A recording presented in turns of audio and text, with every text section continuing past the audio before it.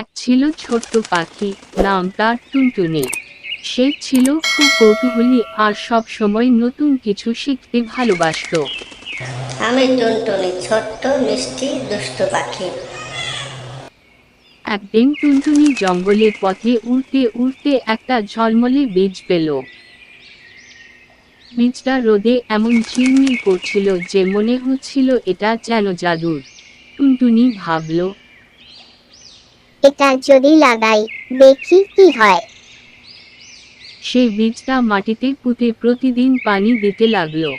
কিন্তু একদিন, 2 দিন, 3 দিন, কিছুই হলো না। টুনটুনি একটু মন খারাপ করে বলল, হয়তো এটা জাদুর বীজ না। ঠিক তখন পাশ থেকে বুড়ো কচ্ছপ বলল, ধৈর্য ধরো ছোট্ট বন্ধু, সব ভালো জিনিস সময় নিয়ে বড় হয়। টুনটুনি আবার আশা পেল।